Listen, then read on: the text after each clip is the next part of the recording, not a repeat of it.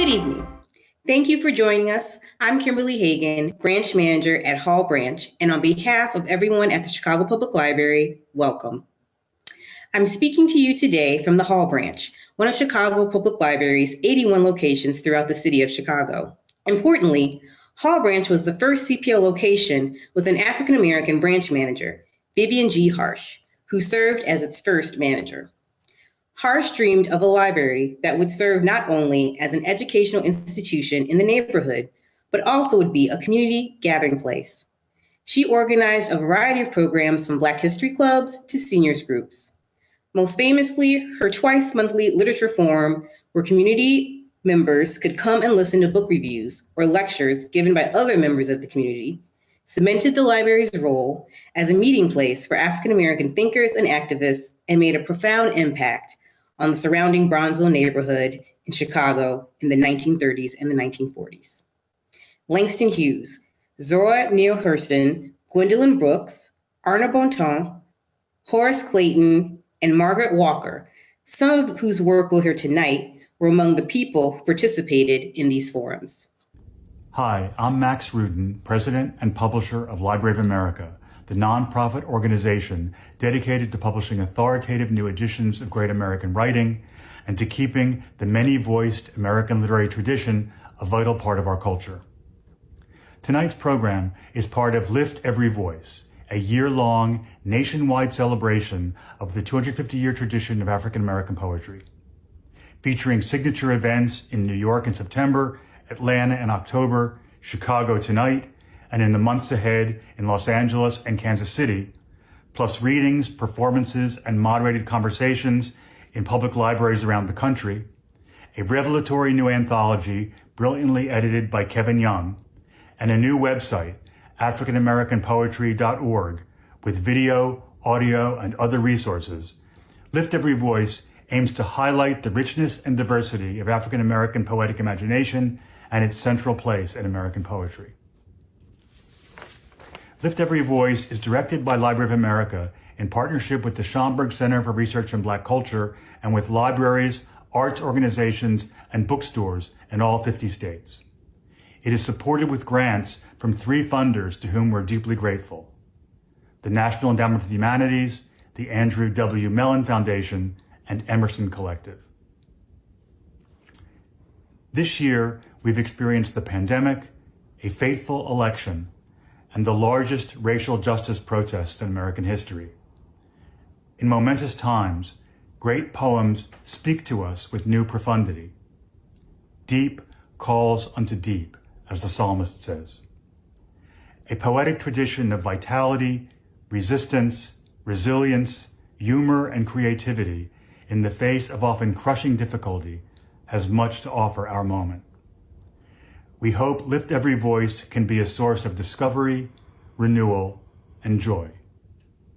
Thank you, and thank you to Chicago Public Library for their partnership this evening. Hi, I'm CAREY, Cranston, President of the American Writers Museum. Everyone at the American Writers Museum is proud to join in this celebration of 250 years of African American poetry from the Library of America. The voices of this country's Black poets and writers are instrumental to our understanding of this country. From songs of joy written in the depths of bondage, to voices of change raised in street protests today. The words you'll hear tonight inspire everyone to keep building a society worthy of their struggle. Thank you. Now I invite you to sit back and enjoy Lift Every Voice. We hope you'll take the time to listen to these important poems and perhaps make a visit to your local library to check out their work. We also encourage you to leave your comments and reflections in the chat. Now here is our show, narrated by producer Sylvia Ewing. Thank you, Kimberly, and thank you to all of our partners. Now, let's get the program started with the man of the hour, Kevin Young, reading work by Robert Hayden. Sundays, too, my father got up early and put his clothes on in the blue-black cold. Then, with cracked hands that ached from labor and the weekday weather, made banked fires blaze. No one ever thanked him. I'd wake and hear the cold splintering, breaking. When the rooms were warm, he'd call, and slowly I would rise and dress, fearing the chronic angers of that house, speaking indifferently to him who had driven out the cold and polished my good shoes as well. What did I know? What did I know about love's austere and lonely offices? Thanks, Kevin, and thanks for this anthology, which shows the power of pure imagination. In fact, let's celebrate this creativity in song with an artist you'll want to remember, Chicago's own Christine Wack.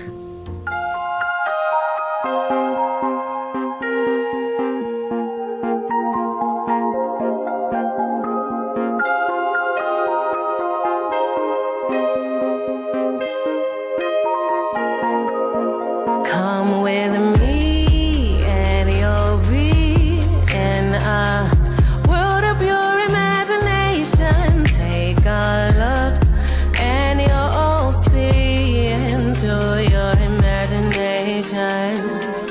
We'll begin with a spin, traveling in the world of my creation. What we'll see will defy explanation. If you want a view paradise, simply look around and view it. Anything you want to do it. Wanna change the world, there's nothing to it. No place I know can compare with your imagination. Living there, you'll be free if you truly wish to be, truly want to be. Come with me and you'll be in a world of pure imagination, pure imagination. Come with me and you'll be in a world of paradise. Come with me and you'll be in a come with me and you'll be in a. If you want to view paradise, simply look around and view it. Anything you want to do it. Wanna change the world, there's nothing to it. No place I know can compare with your imagination. Living there, you'll be free if you truly wish to be free. If you want to view paradise, simply look around, simply look around.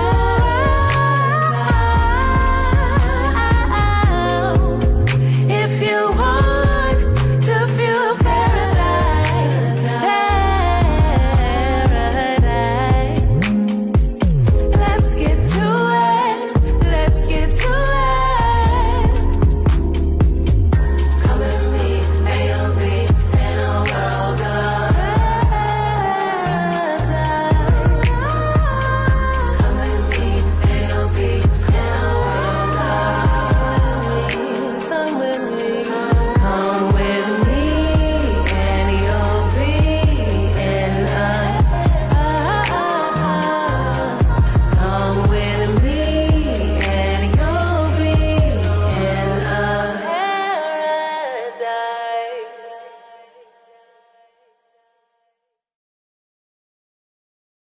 What a beautiful version of a classic song. Now, here is a powerful poem delivered by an Oscar-winning actor. Original, ragged, round, rich, robust. He had the Hawkman's eyes. We gasped.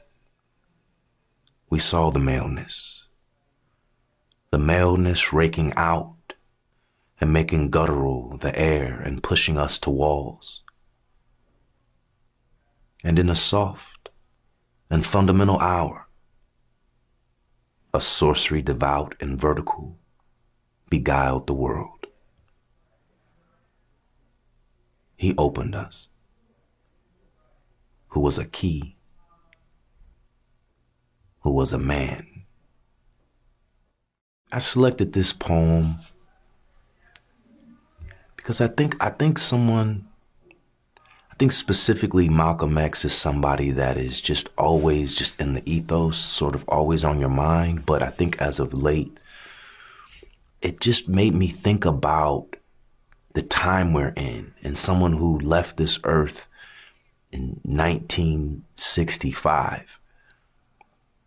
And here we are, years later, still struggling and toiling with many of the same things that he saw to be problematic.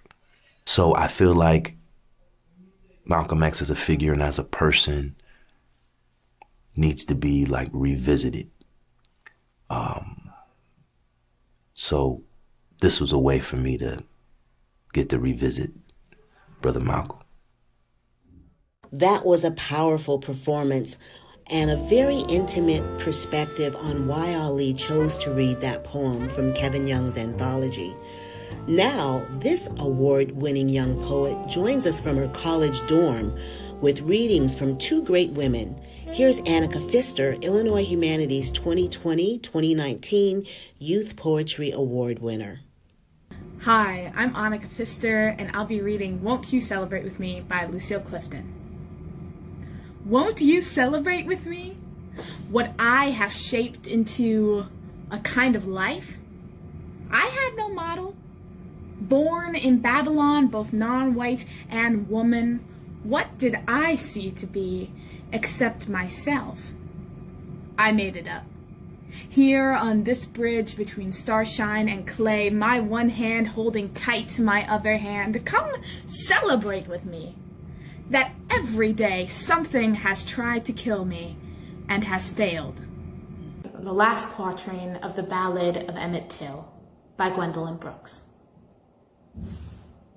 After the murder, after the burial, Emmett's mother is a pretty-faced thing, the tint of pulled taffy. She sits in a red room, drinking black coffee. She kisses her killed boy, and she is sorry. Chaos in windy grays through a red prairie. The impact of our Miss Brooks touches young people today, and we are so lucky to hear from her living legacy, her daughter, Nora Brooks Blakely. Let's listen. Hi, my name is Nora Brooks Blakely, and I am proud to be able to claim Gwendolyn Brooks as my mother.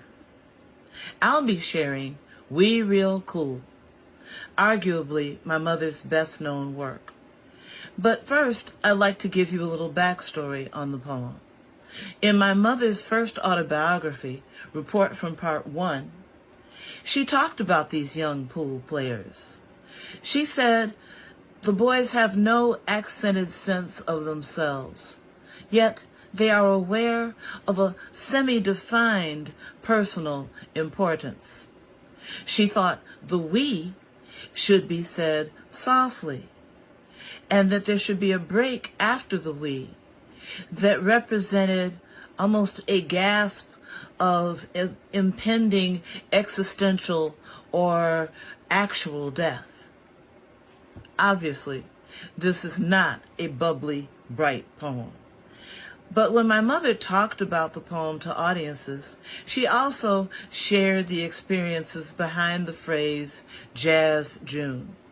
You see, when she wrote the poem, she wanted Jazz June to reflect a kind of conflict between the syncopation and improvisations of jazz and the light and fluffy image we mostly have of the month of June. But people started banning the poem all over the country. It turned out that many folks felt that she had meant some kind of sexual reference. My mother's response to that was not my intention, but I have no objection if it helps anybody. Audiences would roar with laughter. We real cool. The pool players, 7 at the Golden Shovel. We real cool, we left school, we lurk late, we strike straight, we sing sin, we thin gin, we jazz June, we die soon. Here now is Roy Kinsey reading 2 poems from the anthology, which are more relevant than ever.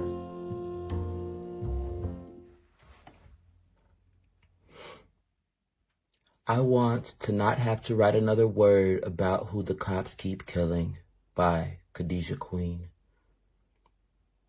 So at first, I wanted to make another video and I thought I could do it on the weekend or after work, but motherhood and overtime, and then I got to image hunting and name searching, and each name led to another name and the people, and I wept again, and then I got angry again, and I got my fancy microphone to read June Jordan's poem about my rights, and played with filters and GarageBand, and thought about going for a walk in the almost dark and having my teenager film me in a flowered dress and sun hat, walking barefoot by the creek and grazing summer sunflowers with my fingertips like in a wistful movie intro or tampon commercial. But then I get up and I hurt everywhere.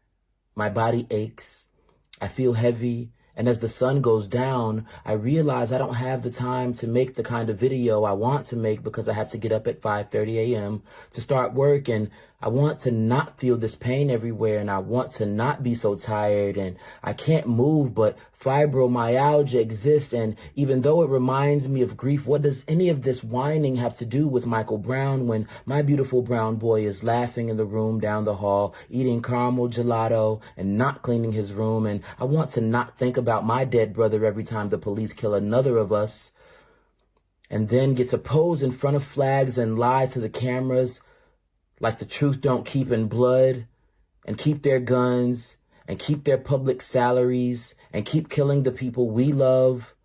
And when I think that I cry again because I want to not cry, because I actually hate crying, because none of my tears can offer resurrection. None of my poems can offer resurrection. None of my image searches can offer resurrection, and I want us to stay alive. I must become a menace to my enemies, by June Jordan. Dedicated to the poet Agostinho Neto, President of the People's Republic of Angola, 1976.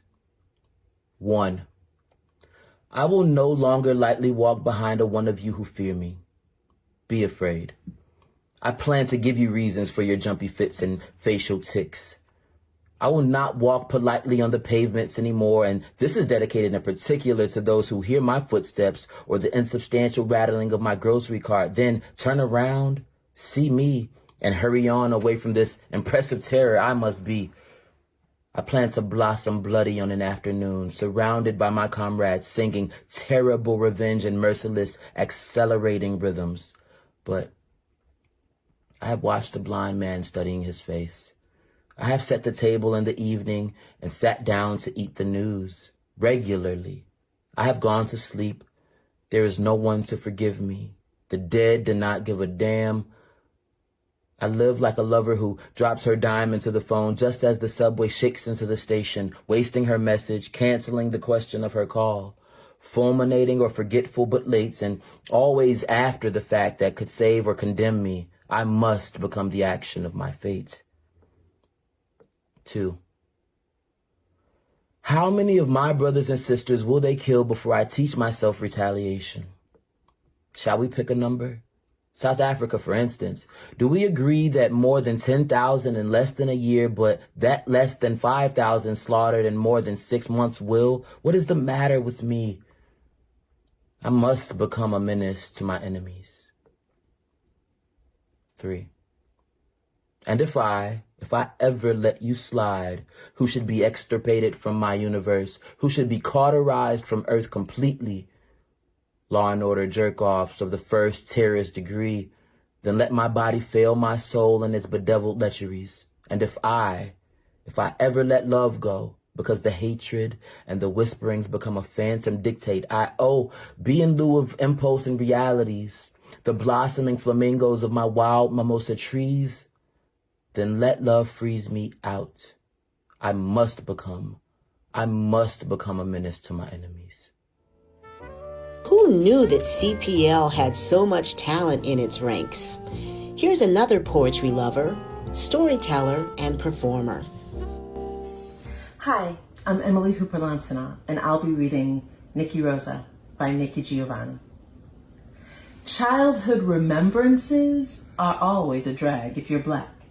You always remember things like living in Woodlawn with no inside toilet.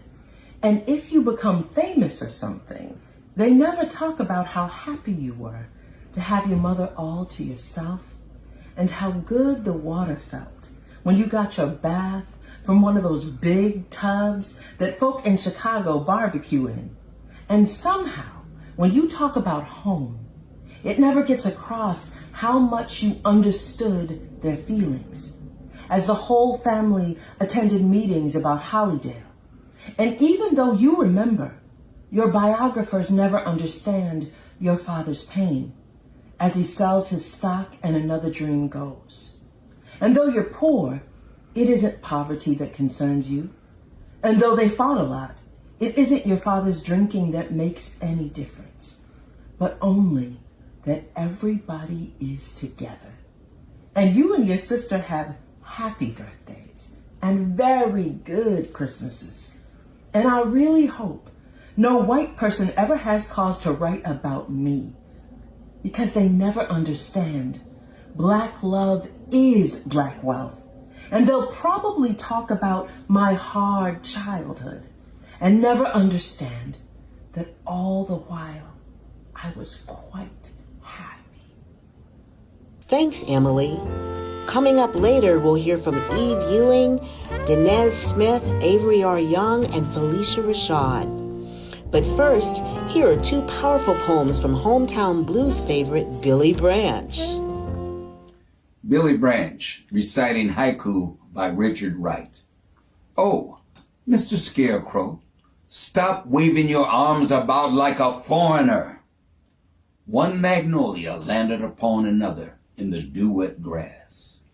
In the falling snow, a laughing boy holds out his palms until they are white. A September rain tumbling down in drops so big they wobble as they fall. Lonelier than dew on shriveled magnolias burnt black by the sun. A sleepless spring night, yearning for what I never had and for what never was. The Christmas season, a whore is painting her lips larger than they are. Droning a drowsy syncopated tune, rocking back and forth to a mellow croon. I heard a Negro play down on Lenox Avenue the other night by the pale dull pallor of an old gas light. He did a lazy sway to the tune of those weary blues. With his ebony hands on each ivory key, he made that poor piano moan with melody. Oh, blues, swaying to and fro on his rickety stool, he played that sad, ragged tune like a musical fool. Sweet blues coming from a black man's soul. Oh, blues! In a deep song voice with a melancholy tone, I heard that Negro sing that old piano moan. Ain't got nobody in all this world, ain't got nobody but myself. I was going to quit my frowning and put my troubles on the shelf. Thump, thump, thump, when his foot on the floor, he played a few chords and then he sang some more. I got the weary blues and I can't be satisfied.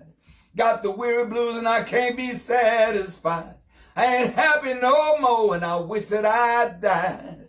And far into the night he crooned that tune. The stars went out and so did the moon. The singer stopped playing and went to bed while the weary blues echoed through his head. He slept like a rock or a man that's dead. And I'll be reading The Grave of the Slave by Sarah Louisa Fortune. The cold storms of winter shall chill him no more.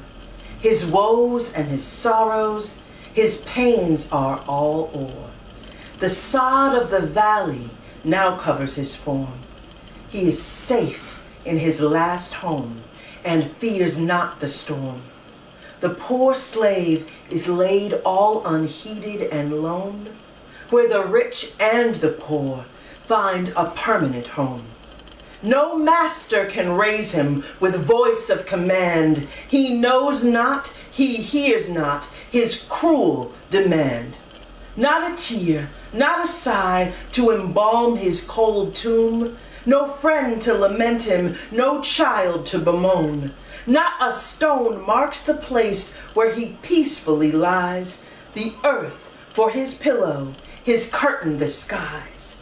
Poor slave, shall we sorrow that death was thy friend, the last and the kindest that heaven could send? The grave to the weary is welcomed and blessed, and death to the captive is freedom and rest. We Wear the Mask by Paul Laurence Dunbar.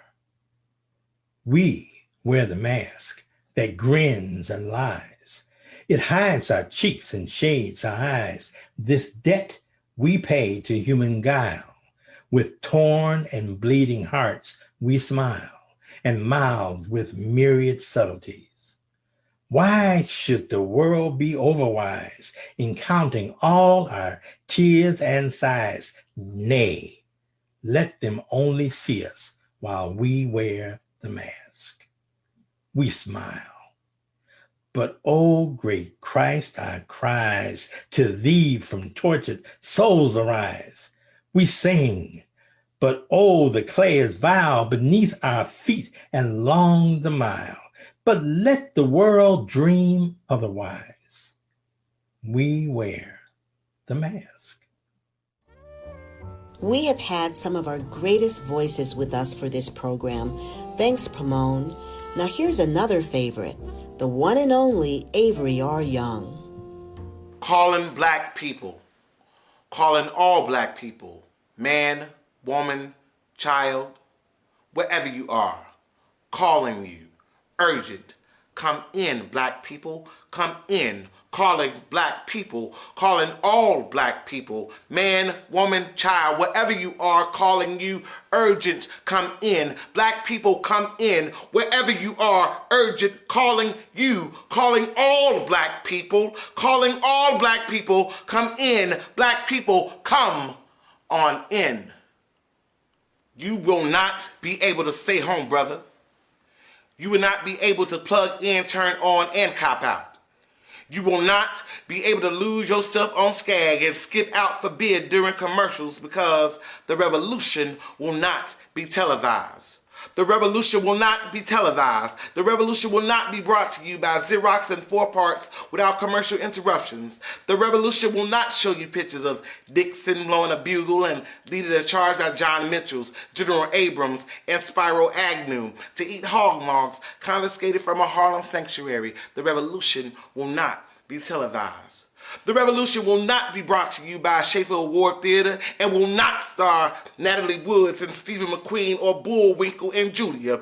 The revolution will not give your mouth sex appeal. The revolution will not get rid of the nubs. The revolution will not make you look 5 pounds thinner because the revolution will not be televised, brother. There will be no pictures of you and Willie Mae pushing that shopping cart down the block on the dead run or trying to slide that color TV into a stolen ambulance. NBC will not be able to predict the winner at 8:32 on Report from 29 districts. The revolution will not be televised. There will be no pictures of pigs shooting down brothers on the instant replay. There will be no pictures of pigs shooting down brothers on the instant replay. There will be no pictures of Whitney Young being run out of Harlem on a rail with a brand new process. There will be no slow motion or still lives of Roy Wilkins strolling through Watts in a red, black, and green liberation jumpsuit that he has been saving just for the proper occasion. Green Acres, Beverly Hillbillies, and Hooterville Junction won't be so damn relevant, and women will not care if Dick finally got down with Jane on Search for Tomorrow, because black people will be in the street looking for a brighter day. The revolution will not be televised. There will be no highlights on the 11 o'clock news and no pictures of hairy armed women liberations or Jackie Onassis blowing her nose. The theme song will not be written by Jim Webb or Francis Scott Keys, nor a song by Glenn Campbell, Tom Jones, Johnny Cash, Engelbert Humperdinck, or The Rare Earth. The revolution will not be televised. The revolution will not be right back after a message about a white tornado, white lightning, or white people. You will not have to worry about the dove in your bedroom, the tiger in your tank, or the giant in your toilet bowl. The revolution will not go better with Coke. The revolution will not fight germs that may cause bad breath. The revolution will put you in the driver's seat. The revolution will not be televised. Will not be televised. Will not be televised. Will not be televised. Will not be televised. The revolution will be no rerun, brothers. The revolution will be live. Avery is on fire. Here's a beautiful reading of another Amiri Baraka poem with reflection by poet Alison C. Rollins.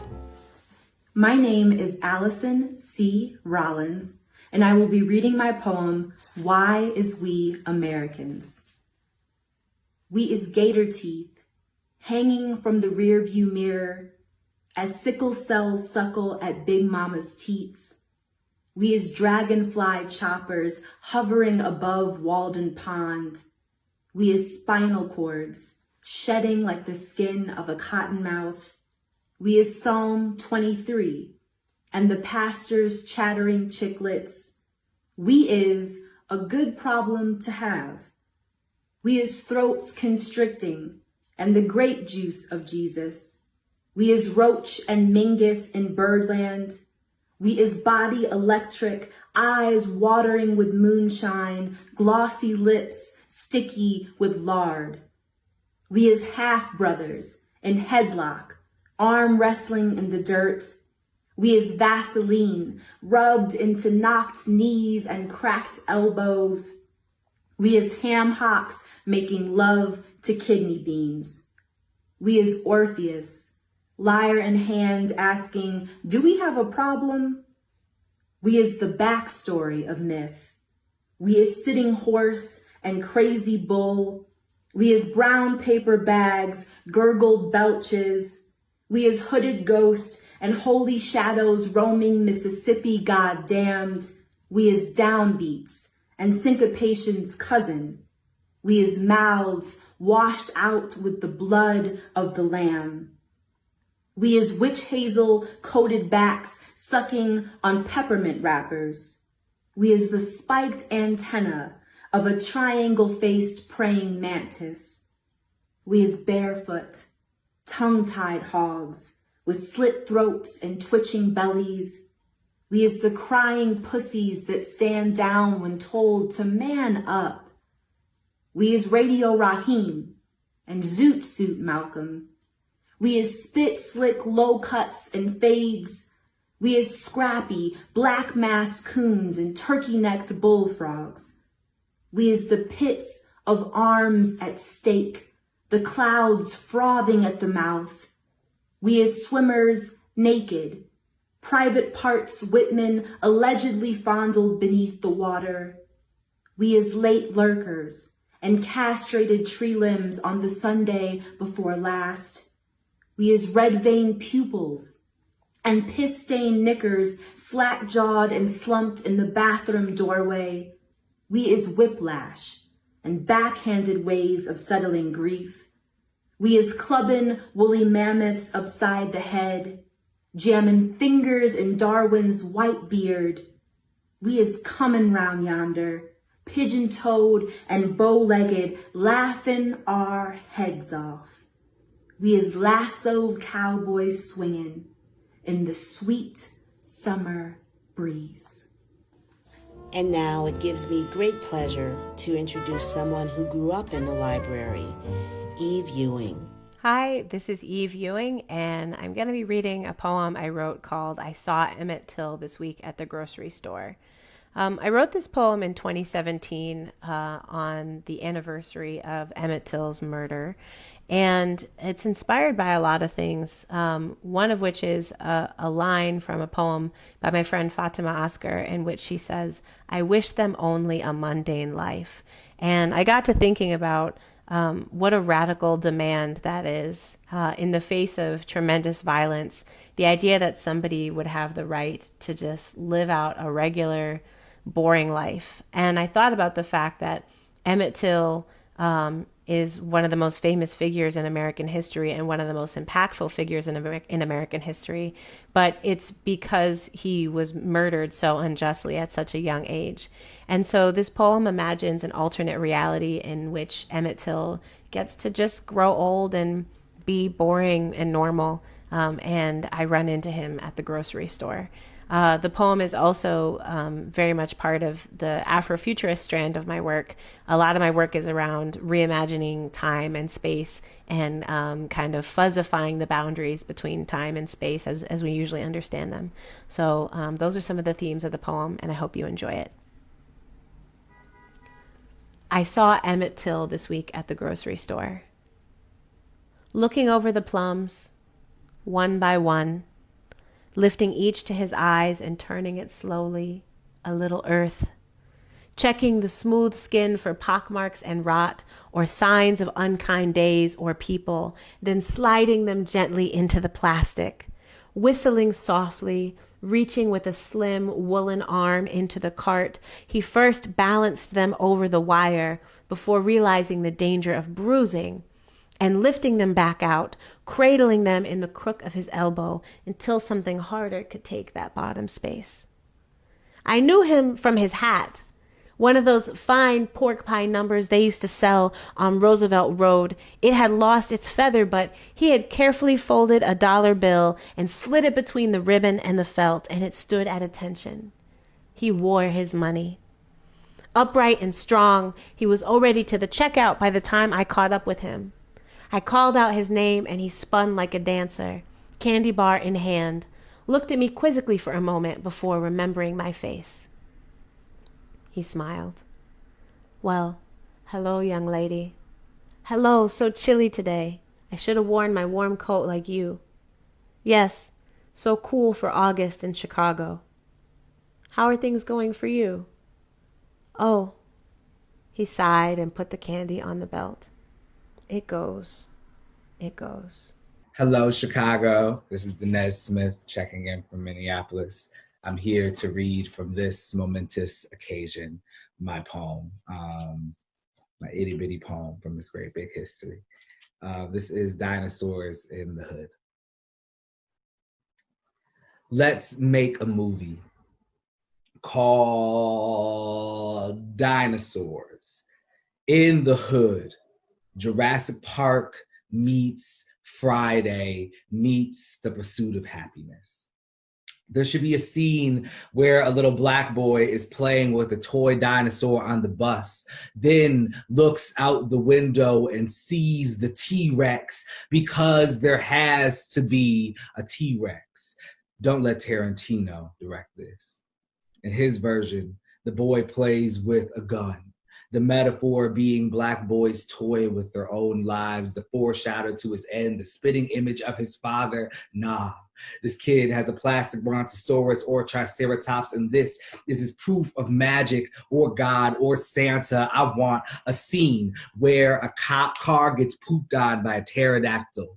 A scene where the corner store turns into a battleground. Don't let the Wayans brothers in this movie. I don't want no racist shit about Asian people or overused Latino stereotypes. This movie is about a neighborhood of royal folks children of slaves and immigrants and addicts and exiles saving their town from real ass dinosaurs. I don't want some cheesy yet progressive Hmong sexy hot dude hero with a funny yet strong commanding black girl buddy cop film. This is not a vehicle for Will Smith and Sofia Vergara. I want grandmas on the front porch taking out raptors with the guns they hid in the walls and under mattresses. I want those little spitty, screamy dinosaurs that go, I want Cecily Tyson to make a speech, possibly two. I want Viola Davis to save the city in the last scene with a black fist afro pick through the last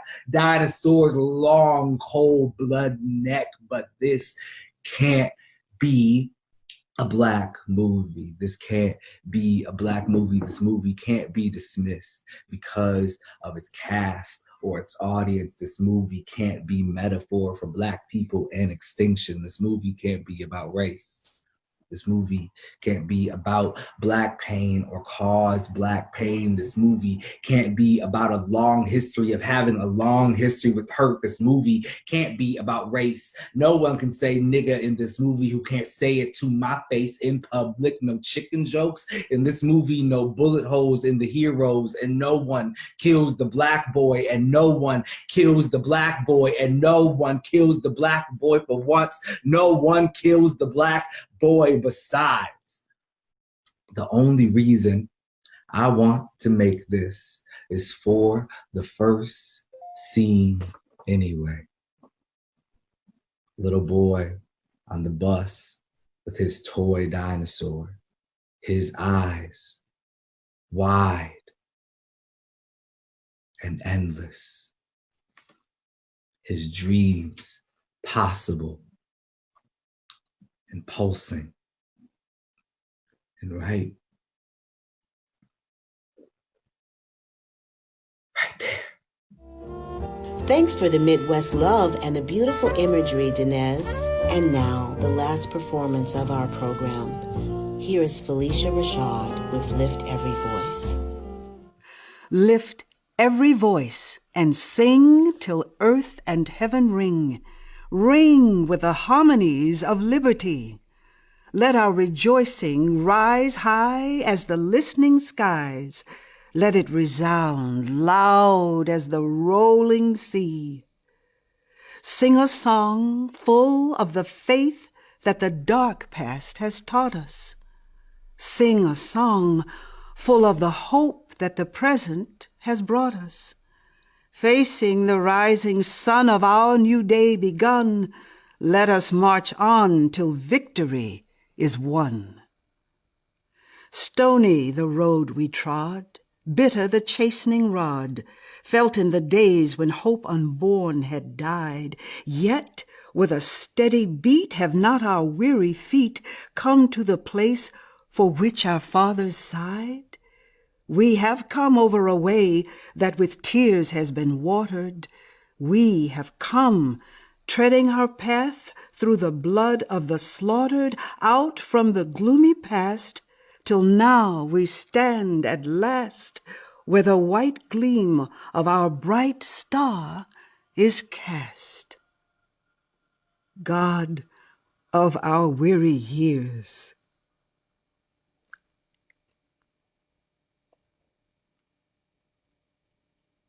God of our silent tears, Thou who hast brought us thus far on the way, Thou who hast by thy might led us into the light, keep us forever in the path, we pray, lest our feet stray from the places, our God, where we met thee. Lest our hearts drunk with the wine of the world we forget thee. Shadowed beneath thy hand, may we forever stand true to our God, true to our native land. You have been watching Lift Every Voice Chicago. Thank you for joining us. Watch again and tell your friends. Be safe, be well.